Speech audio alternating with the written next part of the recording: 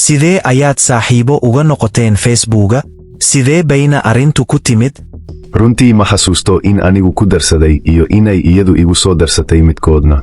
100% ma hubo, balse dadaad u tiro badan ayaan ku leeyahay, waxaana caado ii ah inaan aqbalo cid kasta oo isoo dirta codsi saaxiibtinimo. fadlan maahan amar nagu caawi taageeradaada si aan u sii laba jibaarno soo saarida qisooyinka cibro qaadashada leh ee dhaca. mahadsanid. bishii Nofeembar sanadkii 2015, gabadh 15 jir ah oo ka soo jeeday magaalada Leicester ayaa la waayay. wixii ku dhacay Kayleigh Haywood waxay noqdeen dhacdo gilgishay qaran dhan, isla markaana si aasaasi ah u beddeshay fahamkii laga qabay badbaadada internetka. haddana tani ma aha oo keliya sheeko dambiyo oo caadi ah. waa qisada murugo isu beddeshay dhaqdhaqaaq, waa qiso muujinaysa sida baroordiiq qoys uu isu rogayo himilo lagu badbaadinayo carruur kale, iyo sida fahamka wixii dhacay uu u noqon karo difaac lagu ilaaliyo qof aad jeceshahay. Kayleigh waxay ahayd gabadh daayar oo caadi ah. waxay jeclayd in ay wakhti la qaadato saaxiibadeed, qoyskana aad ayay ugu dhoweyd. sida malaayiin dhalinyaro ah, baraha bulshada ayay ku firfircoonayd. waxay lahayd riyooyin, qorshayaal mustaqbal iyo nolol dhan oo horteeda taalay. muddo 13 maalmood gudahood ah, qof qalaad oo internetka ku jira ayaa ka qaaday dhammaan intaas. kiiskani wuxuu bannaanka keenay xaqiiq madow oo ku saabsan dabin qaadista internetka si aan hore biriteen loogu arag. wuxuu horseeday mid ka mid ah ololayaasha badbaado ee ugu awoodda badan abid la abuuro. maantana waxa aynu si qoto dheer u eegi doonaa waxa dhacay, sida ay u dhaceen, iyo waxa aynu dhammaanteen u baahannahay in aynu ogaanno si aynu uga hortagno in ay mar kale dhacdo. 31 Oktoobar 2015, habeenkii loo dabaaldegayay Halloween. halka inta badan dhalinyaradu ka fikireen dhar iyo xaflado, Kayleigh Haywood waxay heshay fariin Facebook ah oo ka timid qof aanay weligeed la kulmin. magaciisu wuxuu ahaa Luke Harlow, nin 27 jir ah oo ka soo jeeday Ibstoke, gobolka Leicestershire. 10 daqiiqo gudahood fariintii ugu horreysay waxay isdhaafsadeen lambarada telefoonka. arrintu waxay u muuqatay mid aan waxba ka jirin, balse wixii xigay waxay muujinayaan sida qorshaysan ee dabin qoolidu u dhacdo. 13 maalmood ee xigay, Kayleigh iyo Harlow waxay isdhaafsadeen 2643 fariimood, badankoodna qoraal ahaan. taas macnaheedu waa in maalin kasta celcelis ahaan la isdhaafsaday in ka badan 200 oo fariimood. Harlow wuxuu ku harqiyey Kayleigh fiiro gaar ah, bogaadin joogto ah, iyo jacayl u muuqday mid dhab ah. wuxuu u sheegay in ay qurux badan tahay, gaar tahay, kana duwan tahay gabdhaha kale. wuxuu ka dhigay in ay dareento in la arko oo la qiimeeyo si ugurkaado mid qaangaad ah iyo qof xiise leh. tani waa habka caadiga ah ee dabin qaadista. ugaadsadayaashu ma bilaabaan hanjabaad ama amar. waxay ku bilaabaan ammaano, daryeel iyo ballanqaad ah in la fahmayo. waxay abuuraan ku tiirsanaan shucuur ah. waxay bartilmaameedkooda ka dhaadhiciyaan in xidhiidhkan yahay mid gaar ah oo aan la mid ahayn kuwa kale. markii la weydiiyey sida ay saaxiibo ku noqdeen, wuxuu yidhi, qof kasta oo isku trigareeyey, magac ha ahaado ama yaanu ahayne, dad gaaraya 2000 ayaan ku leeyahay. ma hubo in anigu ku darsaday iyo in ay iyadu i darsatay. markii aan saaxiibo noqonay, si caadi ah ayaan u wada hadalnay, salaan, sidee tahay, ayay ahayd bilowgeennu. Harlow wuxuu isu muujiyey qof si qoto dheer u daneeya Kayleigh. wuxuu ahaa mid dulqaad badan, dhegaysta, oo muujinaya daryeel. gabadh 15 jir ah oo ku jirta marxaladaha adag ee qaangaadhka, fiiro gaar ah oo noocaas ahi waxay noqon kartaa wax lagu sakhraamo. taasina waa waxa ugaadsadayaashu ku xisaabtamaan. fariimuhu waxay noqdeen kuwo si tartiib ah u sii dhowaanaya, u sii gaaraya heer xasaasi ah. Harlow wuxuu dhisayay kalsooni, jebinayay xuduudo, una diyaarinayay Kayleigh tallaabada xigta. tallaabo qorshaysan ayuu u dabin qaadayay. 13 Nofeembar, Harlow wuxuu ku qanciyey Kayleigh in ay si toos ah u kulmaan. waxay waalidkeed u sheegtay in ay guriga saaxiibteed joogayso. balse taa beddelkeeda waxay tagsi ku tagtay guriga dabaq ee Harlow ee Ibstoke. waxa aanay Kayleigh ogeyn in Harlow uu deris la ahaa nin la yiraahdo Stephen Beatman oo 28 jir ahaa, kuna lahaa xiise xun howlaha internetka ee Harlow. Beatman wuu ogaa waxa socday. wuxuu la socday sugitaanka iyo qorshaynta. markii Kayleigh timid guriga Harlow markii hore waxay u muuqatay in ay si ikhtiyaari ah waqti ula qaadanayso. hase yeeshee xaaladdu si degdeg ah ayay isu beddeshay. Harlow wuxuu habeenkaas kula kacay kufsi. gabadhii yarayd oo ka fog gurigeedii, kuna sugnayd xaalad cabsi leh oo sii kordhaysa, waxay garowsatay in ay khatar weyn ku jirto. maalintii xigtay, 14 Nofeembar, Beatman ayaa yimid guriga. labadooduba waxay Kayley siiyeen khamri. xaaladdu waxay sii xumaatay markii Harlow mar kale ku kacay tacaddi galmo. Kayley oo argagaxsan isla markaana ogaatay halista baan ee ku hareeraysan waxay samaysay wixii qof dayar oo xaaladaas ku jira samayn lahaa. waxay isku dayday inay baxsato. way ku guulaysatay inay ka baxdo guriga dabaqa ah, dabadeedna way oroday. waxay u ordaysay naf badbaadin iyadoo dhex qaadaysa mugdiga habeenka. hase yeeshee Bateman ayaa dabagalay isaga oo ku raad joogay ilaa meel cidlo ah oo ku dhow Sunset Valley Forest Park. halkaas ayuu ku kufsaday kadibna ku dilay birna uu madaxa kaga dhuftay. dhanka kale boolisku waxay sii wadeen baadhitaankooda kaymaha ku yaala daafaha Ibstock. maalintii hore waxay diiradda saareen gudaha jardiinada dabiiciga ah, maalinta xigtana waxay ku daba socdeen waddooyinka iyo hareeraha laamiyada iyagoo raadinaya tilmaam kasta oo u horseedi karta Kayley. iyadoo saraakiishu baadhayeen godad iyo biyo-mareenno, dambi-baarayaashu waxay su'aalo weydiinayeen 2 nin oo looga shakisan yahay dilka gabadha 15 jirka ah. waalidka Kayley waxay sheegeen in qalbigoodu murugonayo. bulshadii deegaanku waxay isu timid kulan shumacyo lagu shiday si tacsi iyo taageero loo muujiyo. war ay ka baqayeen ayaa soo baxay. waxaa la sheegay in tani ay tahay wakhti aad u murugo badan oo waalidkeed ku reebay welwel iyo cabsi qoto dheer. maalintaas waxaa qoyska loo sheegay in maqnaanshaheeda loo aqoonsaday baadhitaan dil ah.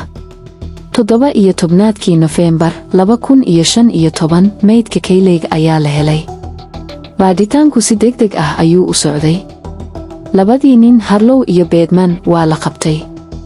raadkii fariimaha dijitaalka ahaa, jadwalkii dhacdooyinka iyo cadaymihii forensiga ahaa waxay dhiseen dacwad culus oo ka dhan ah labadoodaba. bishii Luulyo 2016 labadaba waa la xukumay. Harlow waxaa lagu riday 12 sano oo xabsi ah, dembiyada dabin qorshayn ah iyo xadhig sharci darro awgood. Bateman isaguna wuxuu mutaystay xabsi dayn ugu yaraan 35 sano oo xabsi ah, dembiyada kufsiga iyo dilka darteed. intii lagu guda jiray wareysiyada waxaa la ogaaday in muddo 4 saacadood ah ay xaaladdu ka sii dartay. waxaa la sheegay in markii ay si xad dhaaf ah u sakhraantay aanay awoodin inay baxdo. qolka waxaa ka muuqday qalalaase, alaabo kala daadsan, waxyaabo rogmaday, calaamado muujinaya in loolan dhacay. su'aalo ayaa la isweydiiyey, ma lagu qasbay iyadoo la jiidayo? mise keligeed ayay soconaysay? jawaabihii la bixiyey waxay tilmaameen in mar la jiiday, marna ay keligeed socotay, balse wax hub ah lama adeegsan. waxaase caddaatay in wax dhacay ay noqdeen barta kicisay musiibada oo dhan. Bateman wuxuu ku dhintay xabsiga bishii Abriil 2021 isaga oo aan weligiis muujin qoomamo dhab ah oo ku saabsan wixii uu u geystay ilmo aan waxba galabsan. markii dib loogu noqday 13 maalmood ee fariimaha la isdaafsaday, khubaradu waxay aqoonsadeen qaabab cad oo waalidiinta iyo dhallinyaraduba ay tahay inay gartaan. kuwani waa calaamadaha digniinta ee dabin qaadista internetka. mid ka mid ah astaamaha ugu horreeya waa fiiro gaar ah iyo bogaadin xad dhaaf ah. ugaadsadayaashu waxay ku harqiyaan bartilmaameedkooda ammaano iyo hadallo ka dhigaya kuwo gaar ah si u ekaada wax aad uga sarreeya xaqiiqda, waayo runtii sidaas ma aha. waxaa kale oo jira degdegsiin xiriirka ah, in daqiiqada gudahood lambaro la isdaafsado, 100 fariimood la isdiro maalin kasta, iyo in si dhaqso leh loo riixo kulan fool ka fool ah. codsiga qarsoodiga ayaa ah digniin kale oo weyn.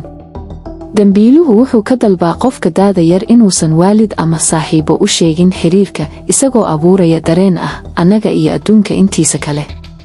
muddo 13 maalmood ah, Lo iyo Kayley waxay isdaafsadeen 2643 fariimood. markii waalidka la weydiiyey inay wax ka ogaayeen waxa socday, waxay ku jawaabeen maya. wax aan caadi ahayn may arkin. wax isbeddel niyadeed ah, wax tilmaam ah oo muujinaya khatar ma jirin. waxay sheegeen inay dareemeen murugo iyo burbur, iyagoo u malaynaya inay gabadhoodii ka gaabiyeen, hase yeeshee aanay wax calaamad ah arag.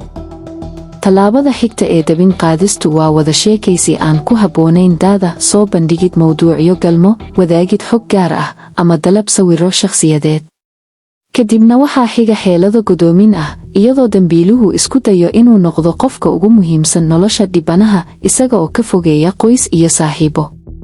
ugu dambayn waxaa jira tijaabinta xuduudaha in si tartiib ah loo kordhiyo waxyaabaha aan habboonayn si loo arko sida qofka dada yari uga falceliyo kiiska Kayley dhammaan calaamadahani way jireen hase yeeshee sida dhalinyaro badan oo kale iyada uma arkin inay yihiin digniino khatar waxay u aragtay inay yihiin xiise iyo jacayl dhab ah taasina waa sababta waxbarashadu u tahay lama huraan baaritaanku wuxuu daaha ka rogay in Harlow uu horay u bartilmaameedsaday gabdho kale oo dhalinyaro ah isagoo adeegsanaya internetka Kayley ma ahayn isku daygiisii ugu horreeyay balse waxay ahayd gabadhii u jawaabtay dabin qaadistiisa tani ma ahayn xukun khaldan oo ka yimid nin dhalinyaro ah oo wareersan waxay ahayd dhaqan ugaarsasho oo uu geystay qof si dhab ah u garanayay waxa uu samaynayo ka qaybgalka Biedman wuxuu ku kordhiyey dhacdadan xaalad kale oo naxdin leh ma uusan ahayn oo keliya deris ka faa'iidaystay fursadda balse wuxuu si buuxda u ogaa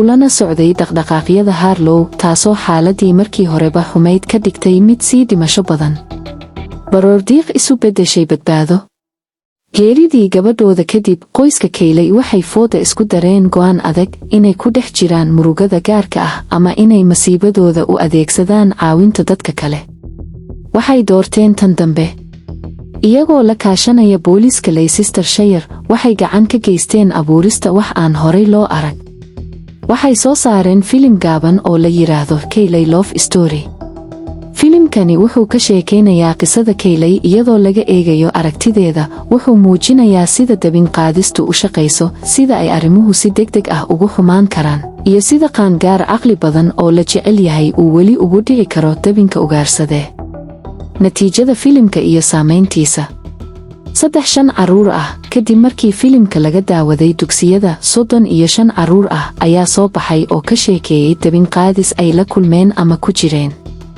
taas macnaheedu waa 35 masiibo oo suurtagal ahaa ayaa laga hortagay kaydka qaranka filimku wuxuu ku guulaystay abaalmarino badan waxaana la geliyey kaydka filimada qaranka si loogu aqoonsado muhiimadiisa waxbarasho iyo dhaqan wadahadal furan waalidiintu waxay bilaabeen inay carruurtooda kala hadlaan badbaadada internetka qaabab cusub dugsiyaduna waxay hirgeliyeen barnaamijyo dhammaystiran oo ku saabsan barashada dijitaalka ah casharada laga bartay kiiska Kayley Haywood wuxuu beddelay sida Britain ay u wajahdo badbaadada internetka waxay caddaysay in tani ay ku dhici karto qof kasta oo dhalinyaro ah oo haysta baraha bulshada iyo ugaarsada leh dulqaad iyo xirfado dabin qoolid ah casharada muhiimka ah hal ugaarsatadu waxay adeegsadaan xeelado aad u xeel dheer 2 dabin qoolidu waxay ku dhici kartaa muddo aad u gaaban 3 haddii aad tahay waalid carruurtaada kala hadal badbaadada internetka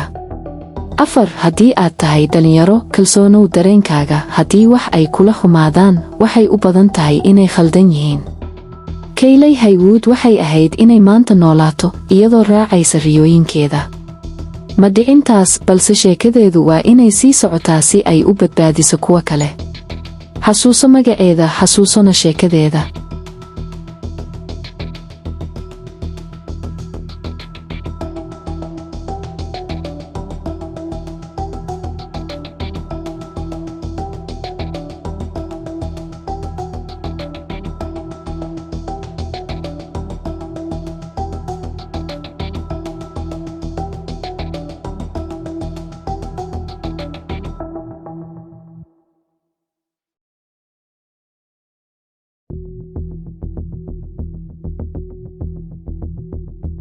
fadlan maahan amar nagu caawi taageeradaada si aan u sii laba jibaarno soo saarida qisooyinka cibro qaadashada leh ee dhaca mahadsanid